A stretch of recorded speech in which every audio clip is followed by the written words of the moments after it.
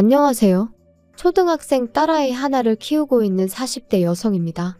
제가 오늘 이렇게 제 이야기를 하러 온 건 말 그대로 염치 없는 저희 시댁 식구들을 고발하고 싶어서요. 법적으로 다툴 수만 있다면 정말 그러고 싶을 정도로 생각만 해도 분한데 정말이지 남보다도 못한 가족이 있다는 거 어디 드라마에서나 봤지 제가 직접 겪게 될 줄은 상상도 못했다니까요. 일단 제 이야기를 좀 하자면 제가 고등학교 2학년 때 아버지께서 세상을 떠나셨어요. 화재 사고였지요. 참으로 억울한 게 원래 저희 아버지는 본사에서 근무를 하셨는데 그날은 공장에 내려가 봐야 할 담당자가 휴가를 내는 바람에 어쩔 수 없이 저희 아버지가 가시게 되셨거든요. 그리고 그날 딱 사고가 난 거예요. 어이없는 사고로 아버지를 잃은 후 아버지와 사이가 좋으셨던 어머니는 밤낮으로 눈물을 흘리셨고 저는 저대로 매사에 비관적인 사람이 되어갔지요. 게다가 이후로 어머니도 저도 전혀 알지 못했던 빚들이 여기저기서 하나둘씩 튀어나오는데 정말 환장하겠더라고요. 뿐만 아니라 저희 모녀를 더 미치게 했던 건 아버지의 형제들 그러니까 친척들이었어요. 사람이 죽었는데 기껏 저희 집에 찾아와서는 형이 재산을 얼마나 남겼냐, 보상금은 얼마나 받았냐, 자기들이 정말 힘들어서 그러니 좀 나눴으면 안 되겠냐. 형이 살아있었다면 무조건 나눠줬을 거다. 말 같지도 않은 소리를 어찌나 뻔뻔하게 내뱉어대던지. 그때 정말 처절하게 배웠어요. 피가 물보다는 진하다고 해도 돈보다는 못하다는 걸 말이죠. 그리고 그런 일련의 시간은 저에게서 미래에 대한 꿈도 희망도 다 빼앗아 갔어요. 대학이니 뭐니 그런 게 뭐가 중요한가. 주변의 모든 일이 무의미하게 느껴졌고 그 어떤 열정도 생기지가 않더라고요. 그래서 대학을 포기했어요. 나중에서야 그 선택을 후회하기도 했지만 그땐 제 나름대로 최선의 선택이었죠. 그리고 이후로도 한동안 방황을 하던 제가 정신을 차리게 된 계기가 있었으니 그건 바로 제 은인이나 마찬가지인 사장언니를 만나면서였습니다. 당시 저는 그래도 제 용돈은 벌었어야겠다는 생각으로 디저트 가게에서 아르바이트를 하고 있었는데 그때만 하더라도 가게가 자리를 잡기 전이라서 아르바이트생이라곤 저 하나밖에 없었거든요. 그리고 사장언니는 사장과 아르바이트생이라는 관계에도 불구하고 저를 정말 친동생처럼 아껴주었어요. 뿐만 아니라 제가 디저트에 흥미를 보이니 틈틈이 어떻게 만드는 건지 가르쳐주기까지 했지요. 너무 기뻤어요. 사실 집에서 흉내라도 내보고 싶은 적이 한두 번이 아니었는데 도구 하나 제대로 갖춰진 게 없었기에 엄두도 못 내고 있었거든요. 그리고 그렇게 계속 배우다 보니 누구한테 말하진 못했지만 언젠가 나도 이런 가게를 하고 싶다는 꿈을 갖게 되었지요. 하지만 그 행복이 오래가지는 않았습니다. 당시 어머니 허리 디스크가 악화되면서 일을 좀 쉬셔야 하는 상황이 되었으니까요. 그래서 저는 어쩔 수 없이 디저트 가게 일을 그만두고 말 그대로 돈을 벌기 위한 직장을 구해야만 했어요. 그나마 다행이었던 건 사장언니의 도움으로 비교적 쉽고 빠르게 한 사무실에 취업을 할 수 있었다는 거예요. 사장언니가 하는 말이 제가 그동안 자기한테 정말 도움이 많이 되었다면서 이렇게밖에 못 도와줘서 미안하다는데 그냥 지금도 그때를 생각하면 고마운 마음에 눈물부터 나요. 아무튼 이후로 21살부터 28살 때까지 평범한 직장인으로 살았습니다. 취미생활로 과자를 구우며 특별할 것 없는 하루하루를 보냈고 지금의 남편도 만나게 되었죠. 저와 마찬가지로 회사를 다니던 평범한 직장인이었던 남편은 좋은 게 좋은 거라는 둥글둥글한 성격의 배려가 몸에 배어있는 자상한 사람이었어요.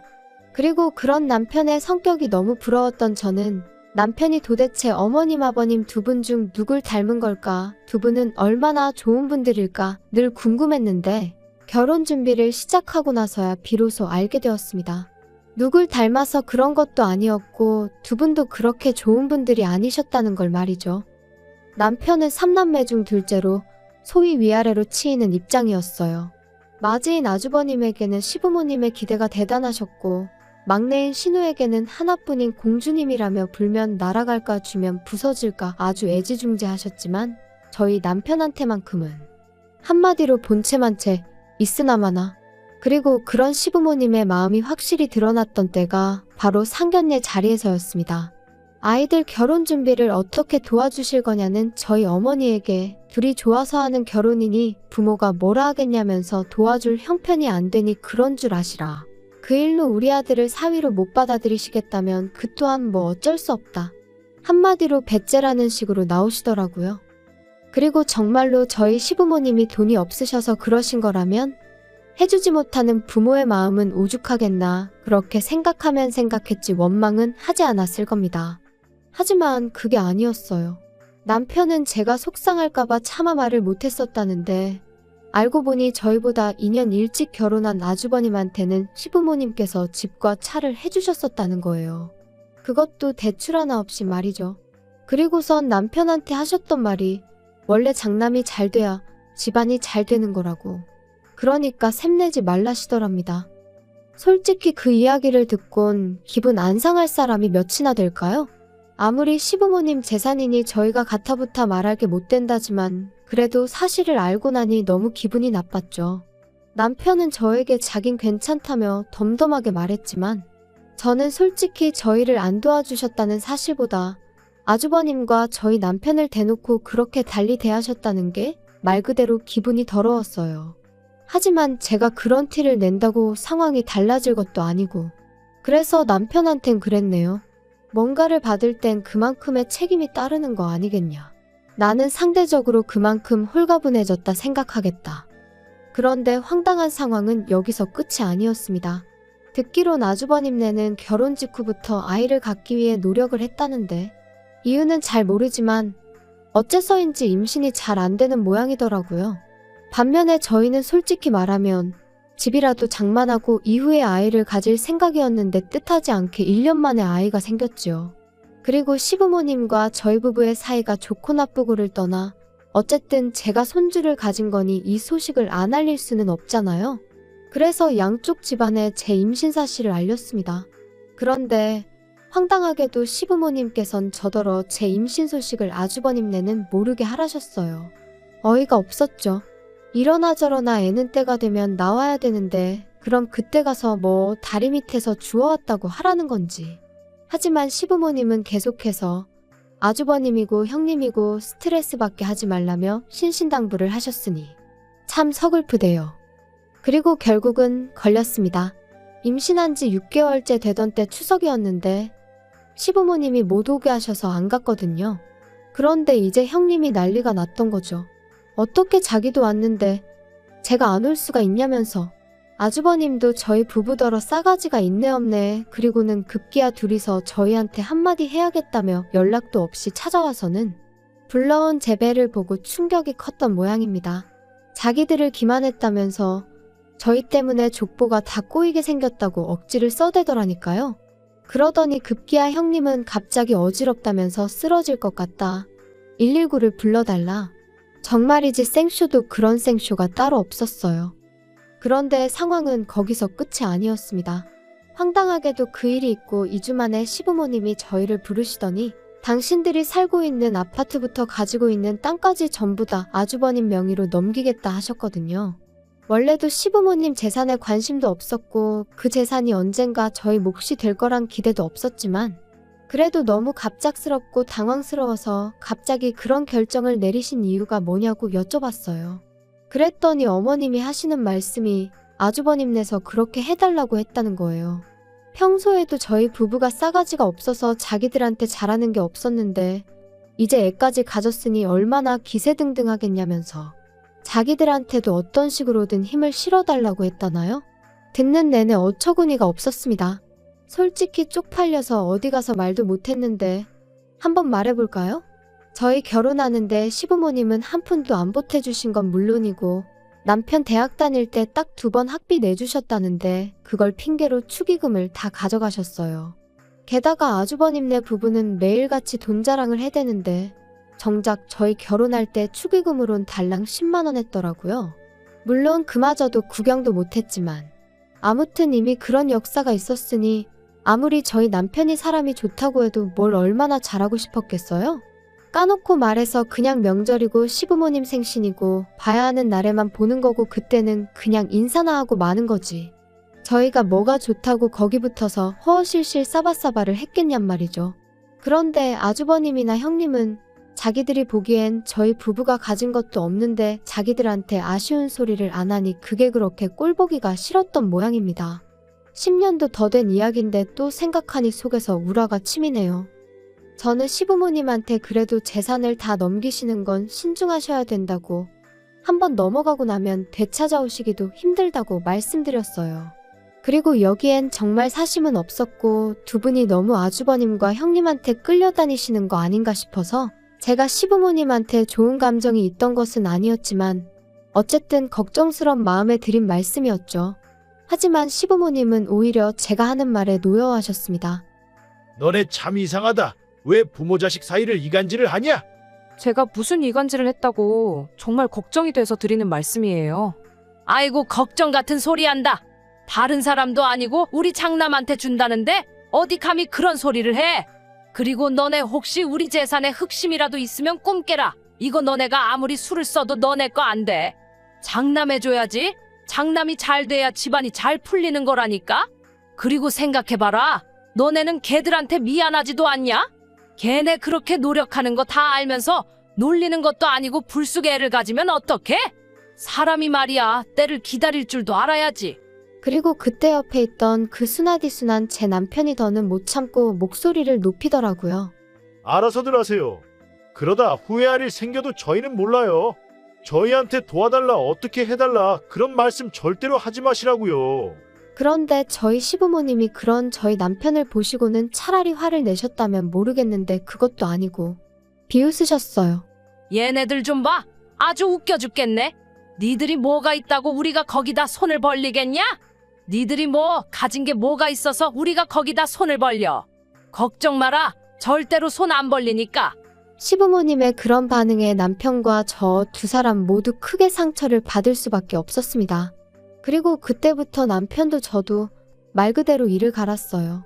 비록 시댁과 인연을 끊고 살 수는 없겠지만 적어도 저쪽에 아쉬운 소리하는 일은 없게 하자. 죽어도 두 번 다시 무시당하는 일은 없을 거다. 말 그대로 작정을 하고 살았지요. 그리고 지난 10년 동안 많은 변화가 생겼습니다.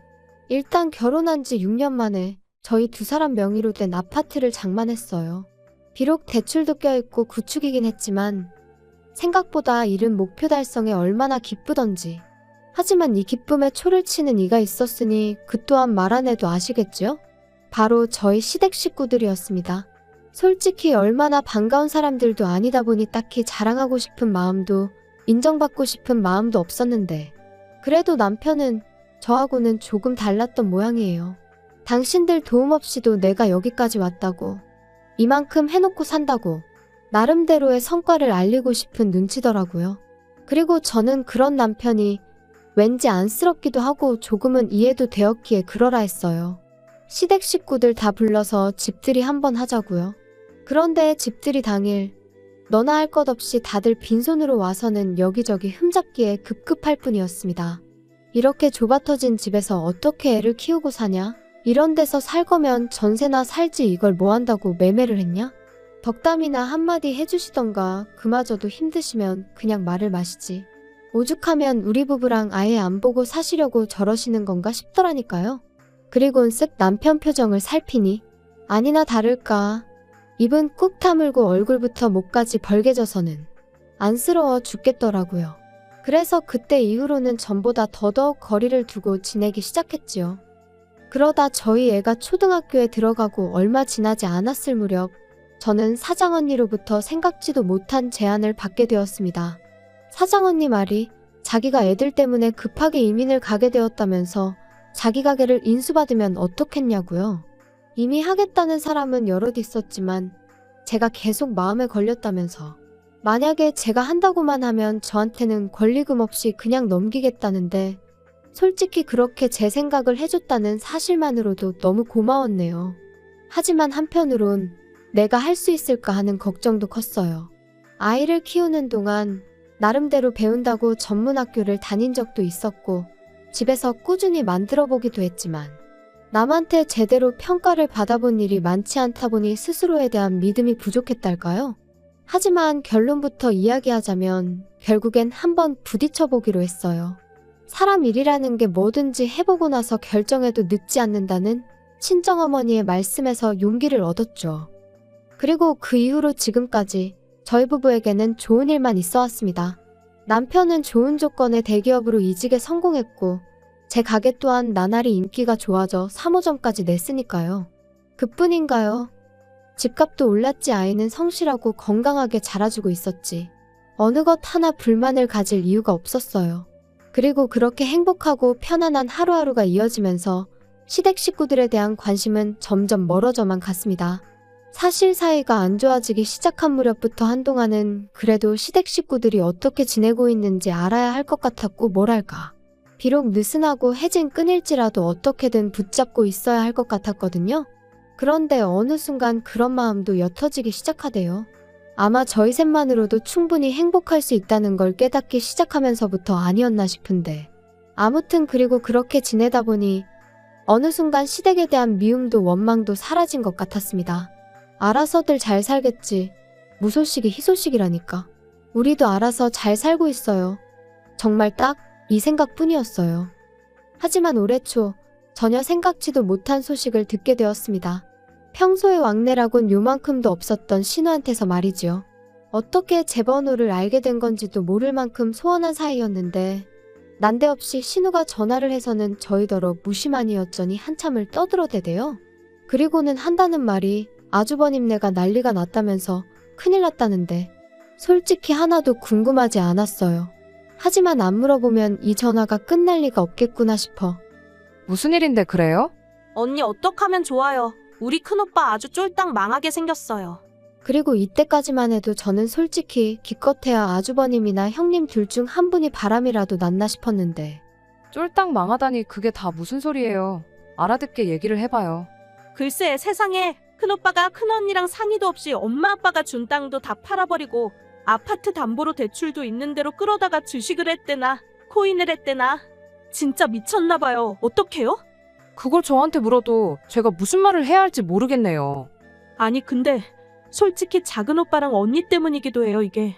큰오빠가 하는 말이 두 사람 사는 게 하루가 다르게 나아지는 것 같다면서 엄청 조바심을 냈거든요. 혹시 우리한테 말 안 하고 뭐 재테크했어요? 아니 그렇잖아. 어떻게 이 집만 자꾸 살림이 펴? 아무튼 그래서 큰오빠가 조바심이 나서 그런 거에 손을 댔나 봐요.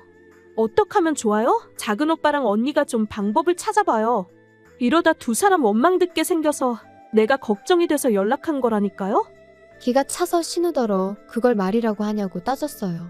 그리고 아가씨도 지금 나이가 몇인데 전할 말 못 전할 말 구분도 못하느냐고 그런 말을 나한테 전하면 내 입에서 좋은 소리가 나가겠냐고 쏘아붙였습니다. 설령 재테크를 했다고 해도 그게 우리가 아주버님이나 형님한테 양해를 구할 일이냐 사과를 할 일이냐 황당하다 그랬지요. 그랬더니 신우가 한다는 말이 다 같이 잘 먹고 잘 살면 좋은 거 아니냐는데 그렇게 생각하는 사람들이 시부모님한테 재산 다 받아내고 동생네는 거들떠도 안 보냐고 또다시 받아쳤어요. 그러자 신우가 저더러 언니 그렇게 안 받는데 돈 얘기에 되게 민감하답니다. 그러니 더 할 말이 없었죠. 참고로 그렇게 아주버님 재산 다 퍼주실 때 신우 앞으로도 오피스텔 하나 해주셨어요. 정말 저희만 아무것도 안 해주셨다니까요. 그렇게 기분 나쁜 연락을 마치고 남편에게 이런 연락이 왔었다고 알렸습니다. 그리고 남편의 반응은 저랑 별반 다르지 않았죠. 이제 와서 그런 소리를 왜 우리한테 하냐면서 몹시 마음 상해했거든요. 그런데 며칠 전 어머님한테 걸려온 전화를 받게 되면서 그제서야 신우가 괜히 연락을 했던 게 아니라는 걸 알게 되었습니다. 어머님하고는 참으로 오랜만에 통화였는데 어머님은 가타부타 설명도 없이 다짜고짜 앓는 소리 죽는 소리를 내기 시작하셨어요. 그리고 저는 그런 어머님의 푸념이랄지 신세한탄을 들어드리고 싶은 마음은 손톱만큼도 없었기에 하실 말씀이 뭐냐 용건만 말씀하시라 했지요. 옆에 있던 남편도 귀찮다는 듯이 손만 내저을 뿐이었고요. 너는 정말 말을 서운하게 하는구나. 시애미가 전화를 하면 잘 지내셨냐, 아픈 데는 없으시냐, 근심거리가 있으시냐 그런 거 물을 생각은 안 하고. 아주버님이 어련히 잘 챙겨드리고 계시지 않겠어요? 무슨 일 때문에 그러시는데요? 우리 장남이라면 내가 생각만 해도 눈물이 날라 그런다. 걔가 지금 너무너무 힘들어하고 있어. 혜지한테 다 들었지? 아가씨랑 얼마 전에 통화를 하긴 했는데 잘은 몰라요. 그런데 아주버님이 힘드신데 왜 저한테 연락을 하셨어요? 제가 딱히 해드릴 게 없는 것 같은데. 왜 해줄 게 없어? 있으니까 내가 연락을 했지. 아무래도 나랑 네 시아버지랑 당분간 너희 집에 가 있어야 될 것 같다. 갑자기 그게 무슨 말씀이세요? 저희 집에 오신다니 도대체 왜요? 아니 부모가 자식 집에 간다는데 무슨 왜요야? 왜요는? 큰애가 지금 사는 집을 비워줘야 되는데 뭐 돈이 좀 그래서 당분간 우리 집에 와 있어야 된다잖니? 그런데 너도 우리 집 알잖니? 거기서 어떻게 다 같이 살아? 게다가 이 집도 명의가 큰애 앞으로 되어 있어서. 아무튼 우리가 그래서 일단은 큰애한테 집을 비워주고 우리는 너희 집에 가 있으려고 그런다. 그러니 그런 줄 알고 방 하나 만들어놔. 알겠지? 아주버님네랑은 못 사시는데 저희랑 어떻게 살아요? 그리고 내드릴 방 없어요. 걔네가 우리가 있으면 애를 어떻게 만들어? 넌 왜 이렇게 생각이 없냐? 어머님, 결혼하고 이제껏 안 생기면 둘 중 누구한테 문제가 있어도 있는 거 아니겠어요? 아무튼 그거야 아주버님네 사정이고 저는 어머님 아버님이랑 같이 못 살아요. 여기로 오지 마세요. 그리고 그때 남편이 저한테서 핸드폰을 뺏어가더니 스피커폰으로 돌리고는 화를 내기 시작했습니다. 우리한테 부탁하는 일 없을 거라 하시지 않으셨어요? 가진 것도 없는 저희한테 뭘 바라겠냐면서 있는 대로 비웃으셨을 땐 언제고 이제 와서 같이 살자고 하면 제가 좋다고 할 줄 아셨냐고요. 죽이 되든 밥이 되든 형님하고 사세요. 아니면 어떻게든 지금 두 분이서 사시는 집은 지키시던가요. 아무튼 저희는 요만큼도 얽히고 싶지 않으니까 이런 연락이라면 하지 마세요. 남편은 자기 할 말을 마치기가 무섭게 전화를 끊었고 이후로 한동안 복잡한 표정을 하고 있었습니다. 그리고 저는 무슨 말이라도 해야 하나 싶었지만 그냥 기다렸어요. 남편이 먼저 무슨 말이라도 해주기를 말이죠. 그러자 한 1시간쯤 지났으려나 신우한테 다시 전화가 와서는 아주 생난리를 치대요. 저희 때문에 지금 어머님이 울고불고 난리시고 아주버님네가 저희 가만 안 둔다고 그랬다고요. 어이가 없어서 하나도 안 궁금하니까 소식 전하지 말라고 했어요. 그리고 아주버님한테 가만 안 둘 거면 어쩔 건지 마음대로 해보라 전하라 했습니다. 우리도 이제 정말 겁날 거 하나 없고 막말로 평생 안 보고 살아도 된다고요. 남편도 질세라 형 노릇이나 똑바로 하면서 뭐라고 해야 씨가 먹히지 않겠냐며 화를 내대요. 그런데 어이없게도 시부모님은 기어이 짐을 바리바리 싸들고는 저희 집에 오셨어요. 끊임없이 눌러대는 벨소리에 당황스럽고 이웃에게 미안하여 현관을 열었더니 왜 문을 이제 여냐며 씩씩대시는데 순간 기가 막혀서 말이 안 나오더라니까요. 게다가 황당해서 이게 무슨 경우시냐니까 부모가 자식 집에 온 건데 어쩌라는 거냐며 저를 밀치시곤 그대로 집 안으로 들어가시기까지 하셨습니다. 그래서 제가 남편에게 전화를 걸어 상황을 알리니 남편이 좀만 기다리라대요. 그래서 저는 부엌에 시부모님은 거실에 말 그대로 팽팽한 긴장감이 흘렀습니다. 그리고 얼마간의 시간이 흘렀을 무렵 세상에 남편이 경찰을 대동하고 왔더라고요.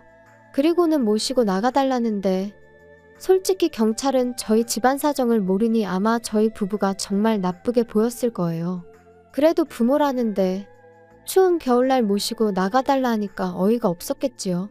하지만 뭐 막말로 체면이고 나발이고 아무튼 신랑이 끝에 아주버님이 와서는 그렇게 시부모님을 모시고 갔어요.